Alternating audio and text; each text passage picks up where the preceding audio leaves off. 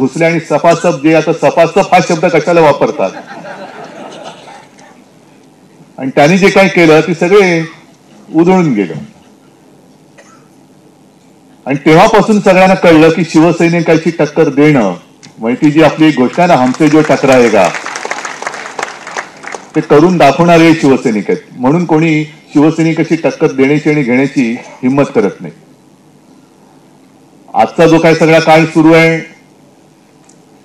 हा काळ विचित्र आहे, हे मी तुम्हाला सांगण्याची गरज नाही. ज्यांच्या सोबत आपण 25-30 वर्ष हिंदुत्व या एका शब्दासाठी म्हणून त्यांचे बरेचसे चोचले आपण ऐकले, मान्य केले. ज्यांना कोणीही महाराष्ट्रामध्ये ओळखत नव्हता त्यांना खांद्यावरती बसून आपण महाराष्ट्राच्या खेड्यापाड्यामध्ये नेलं आणि आता ते वरती चढल्यानंतर आपल्याला लागलेत. त्यांना कल्पना नाही की एक जमाना हा आणि तो जमाना लवकरच दिसेल परत. मराठ्यांच्या घोड्याच्या टापाने दिल्ली थरथरायची आणि आपल्या महाराष्ट्र गीतामध्ये जे आहे दिल्लीचेही तख्त राखितो तो खरा आपला मराठी, तो खरा मराठा. आपण मरे मरे जे काही फोटो बघतो दिल्लीचे बूट चाकितो हे आपल्या भव्याच्या अवलादीचेच नाही, हे गद्दार आहेत सगळे. आजपर्यंत कधीही शिवसेना प्रमुख तर कधी मला वाटतं जेमतेम माझ्या आठवणीत एकदाच गेले होते दिल्लीला. मी सुद्धा जातो, ते तिकडनं नीट आमंत्रण आलं इंडिया बैठकीचं वगैरे तर जातो, नाही तर आपल्या खासदारांना भेटायला कधीतरी जातो. पण कधी वर्षातनं एखाद्या वेळेला गेलो तर. पण आत्ताचं जे चाललेलं आहे दरवेळेला उत्सुक मुजरे मारायला जातात. हे त्यांचे हुजरे हे काय शिवसेना प्रमुखांचे विचार पुढे नेणार आणि देश पूर्ण नासून टाकलेला आहे. म्हणजे मला तर आता अशी भीती वाटायला लागलेली की आपण अराजकाच्या दिशेने चाललोत की काय. दिशाहीन सगळं चाललेलं आहे. उठसूट कोणाला पक्षामध्ये घेत आहेत. म्हणजे मी मागे सुद्धा म्हटलं ना, आता आपले ज्येष्ठ शिवसैनिक आहेत ना, कोण त्यांचं नाव, मुस्लिम कार्यकर्ते आपले आहेत ना, अनेक जण आहेत. बाबू शेख एक आहे, एक आत्ताचे नाही ज्येष्ठ शिवसैनिक आहेत, अशा अनेक आहेत मुस्लिम कार्यकर्ते.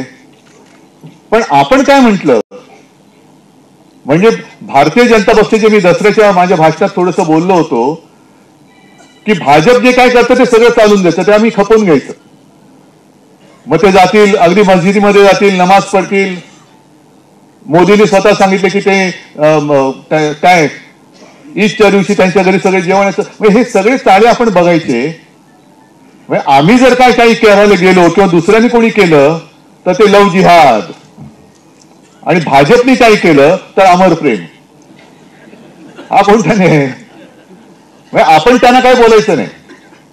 मग आता 1-2 दिवसामध्ये जे काही घडलं तुम्ही पाहिलं असाल की पालघरमध्ये एका व्यक्तीला त्यांनी भाजपात प्रवेश दिला.